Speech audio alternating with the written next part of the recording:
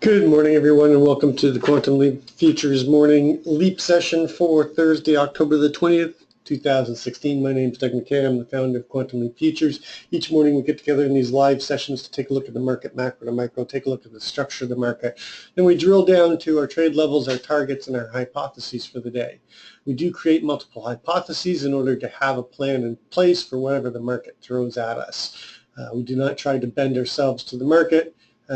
We just simply take the advantage of what the market gives us. Please read through the disclaimer. Nobody at Quantum Leap is a certified trading advisor. We are retail traders operating within a self-organized learning environment. Past performance is not indicative of future results. Any trades that you see in Quantum Leap are for education purposes. Please trade your own due diligence, your own trade plan, and your own risk metrics. This is a subscription room. If you're interested in coming in and checking it out, send me an email at quantumleapfutures@gmail.com. There's no website. There's no blog. This is not a commercial venture. We are retail traders trading within a self-organized learning environment. We do everything live in a go-to in the pre-market session. Then we do live trading and analysis during the course of the trading day. Okay, taking a look at yesterday.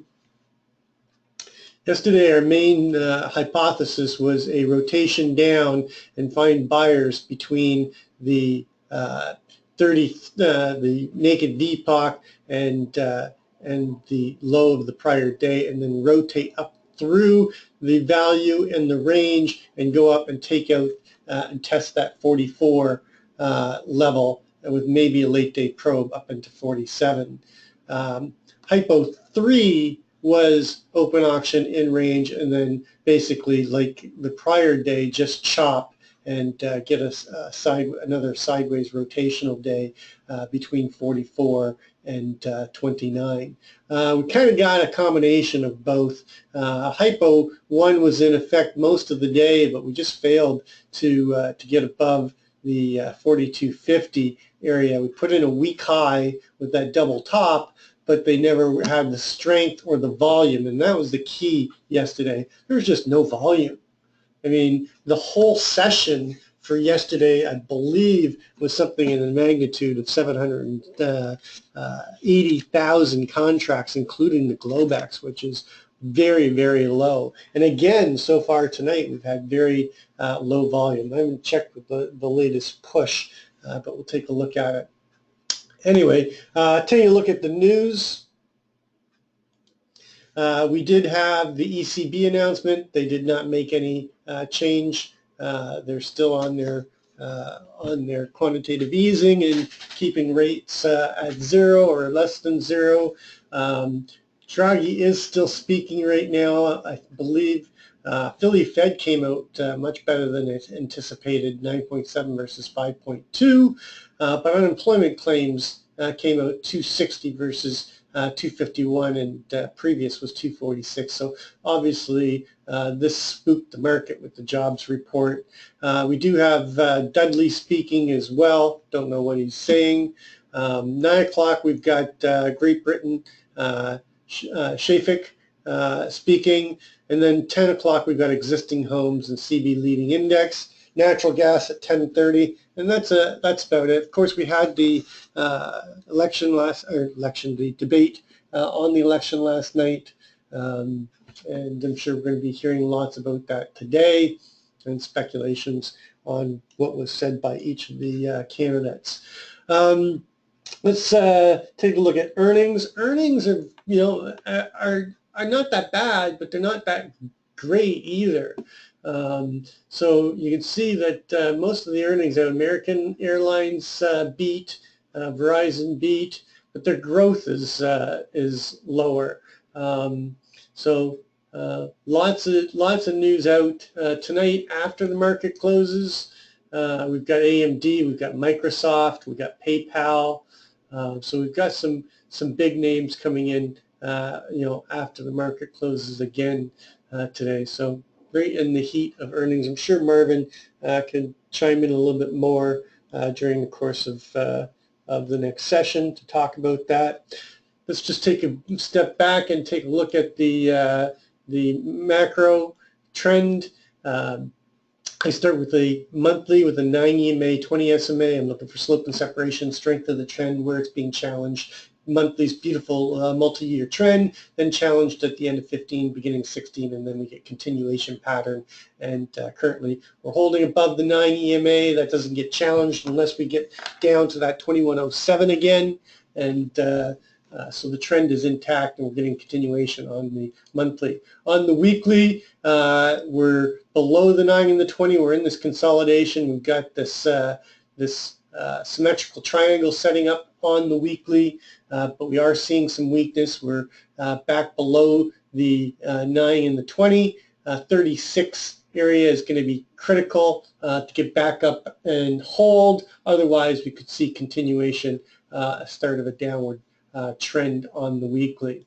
On the daily, you can see that yesterday we had 769,203. That's for the full session, both Globex and RTH, very, very low volume. So far today, we actually put in quite a few. We were sitting around 95 about 30 minutes ago. So they've got some volume coming in, but the volume is still very light. In terms of the trend, we have this naked cross right up here at 2147 and a quarter.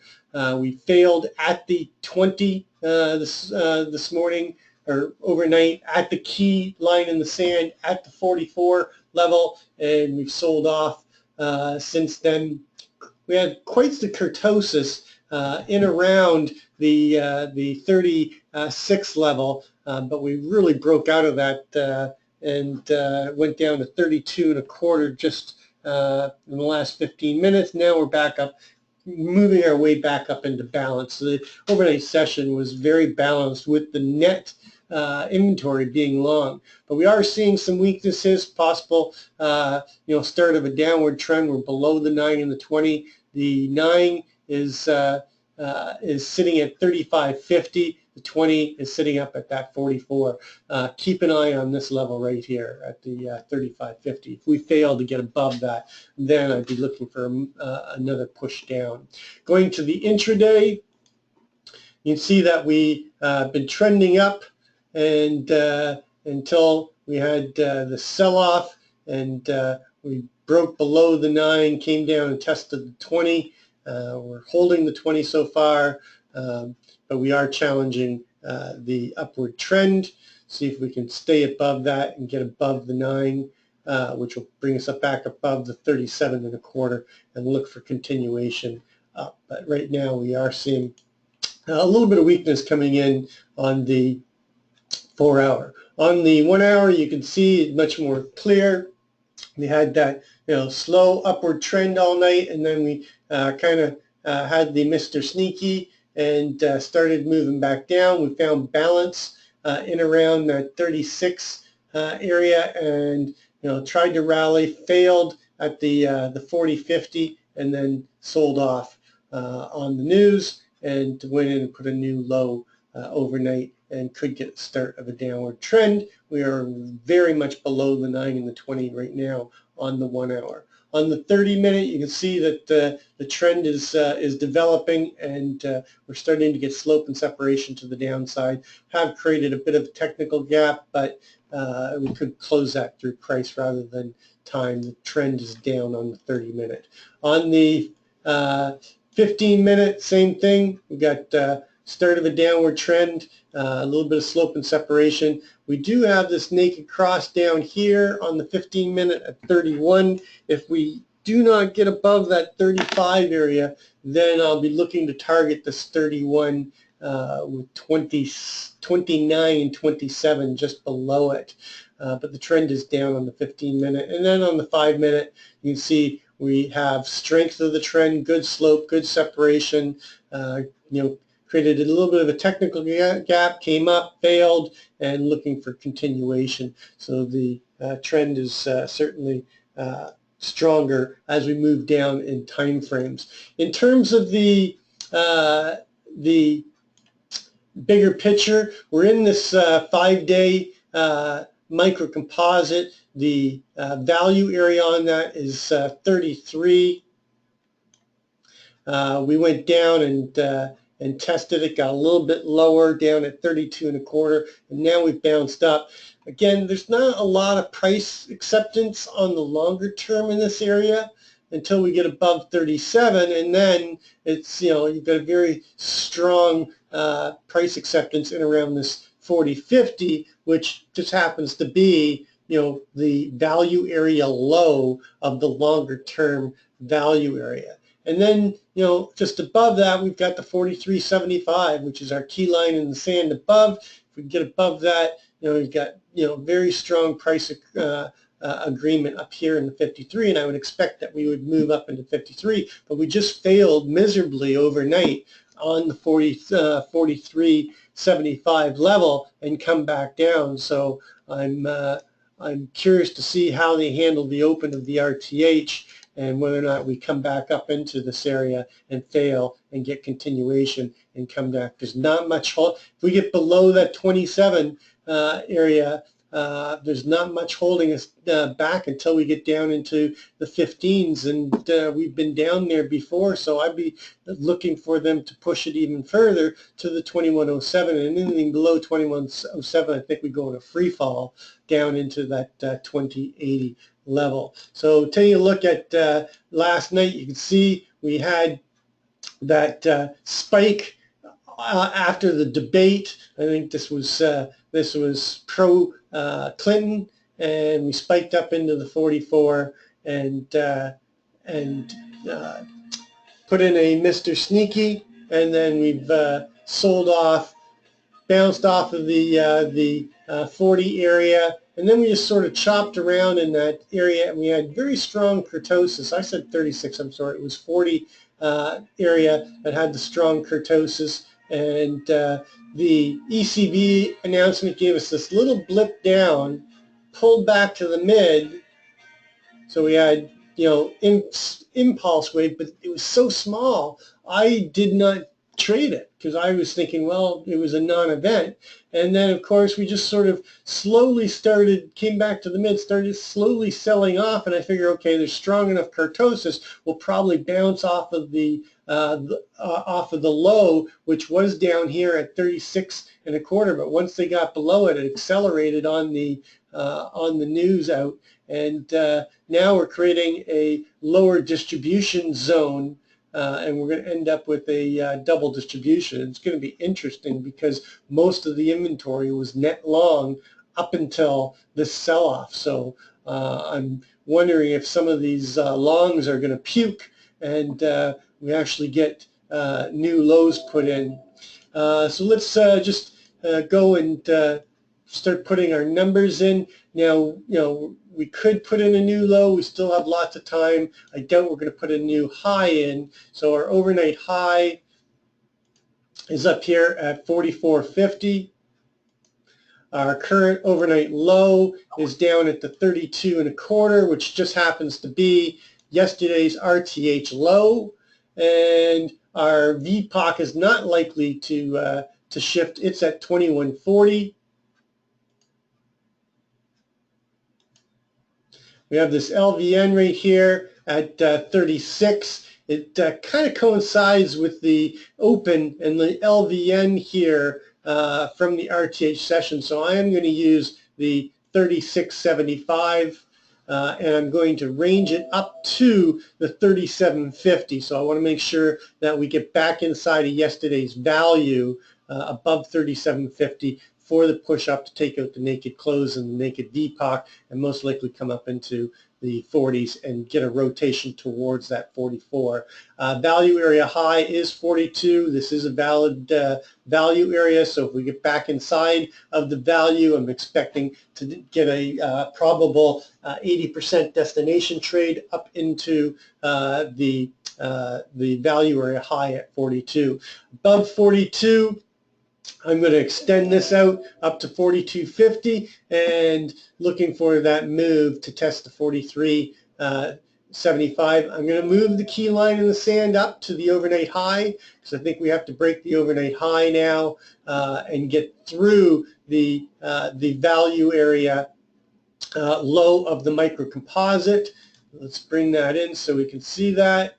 So I think we have to get clearly above there and then above this CLVN. So I'm going to just use the overnight high as a buffer zone. Hopefully I'll be running long before we get into this. And then above there, everything to the upside still remains the same. Our daily ATR is running at 2096, so off of the overnight low of 2132 and a quarter. Our daily upside ATR target, look at that, is right at the 53 and a quarter to be exact. So we have range capabilities to get back up into that 53. And off of the overnight high of 2144.50, our downside ATR target is 2123.50.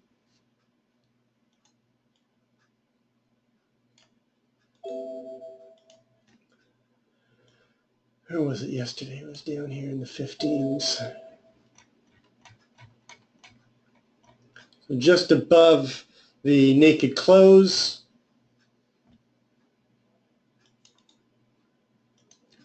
And then our weekly ATR is going to shift slightly to the downside. It's not going to get affected to the upside because now our weekly high is that Globex high at 44.50. Our weekly ATR is 47.9125. So our downside weekly ATR is all the way down here at 96.50.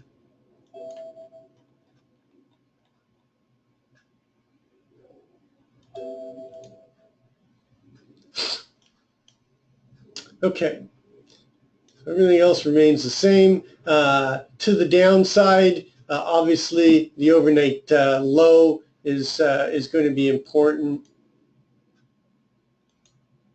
And just below it, the naked close. We've got 29.75, and I'm going to use the 29 because that's the low from Tuesday. And then 27, 25, 23, 20, all these numbers remain the same. 16.75 now.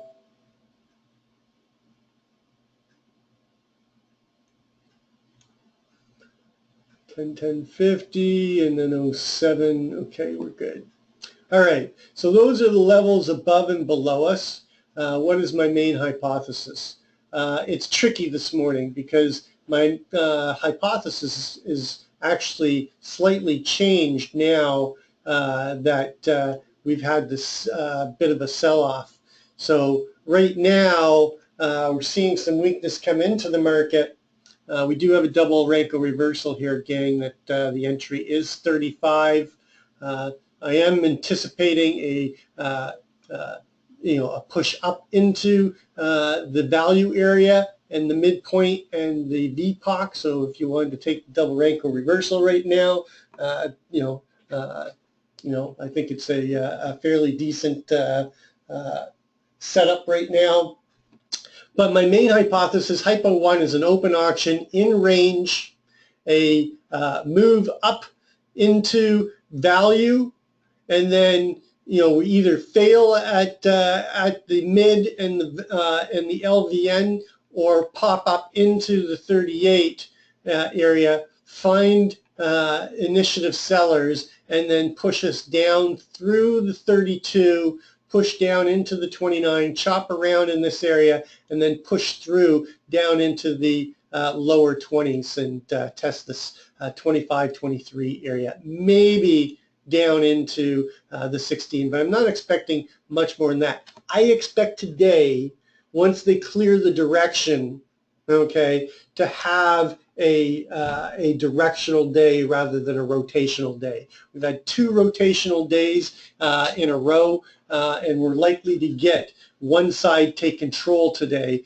and start moving us. So Hypo 1 is an open auction in range, a move up, fail at the value area low or dip into the naked close and naked VPOC, and then find the sellers and start moving us down through, break the overnight low and the range low, and push down to 29, chop around the 29, 27 level and then get continuation down.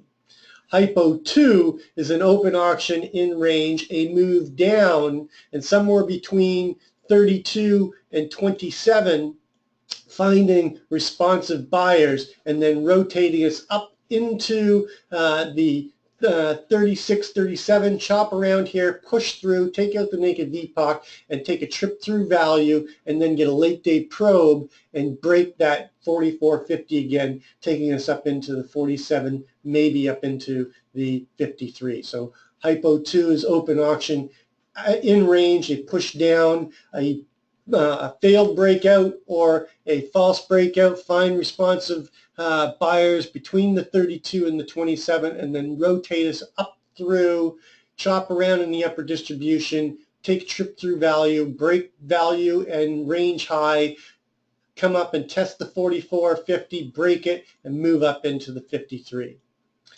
Hypo 3 is an open auction in range, failure to get above, get back inside of value, come down and break through and get a trend day down and trend us down all the way down into the into the teens again, probably testing between the 16 and the 10, possibly down to break the 2107, but basically a trend day down. And how big it is, I don't know. All depends on whether or not we get volume coming in, because we have not had any volume. And then Hypo 4 is an open auction in range, a push up into value, chop, and then separate from the Hypo 3, get the trend day to the upside and go and get up into the 53 and push through into the 62, 66 and test our weekly upside ATR up here at the 64.75 area.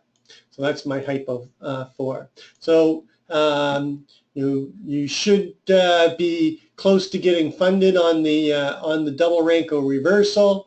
If you got in at 55, I don't know how many they printed at 35. I don't know how many they printed at the 35.75, but it looks like you should get funded on this and look for continuation up into the 38. That's going to complete our pre-market session. As always, trade well, trade safe, and we'll catch you on the flip side.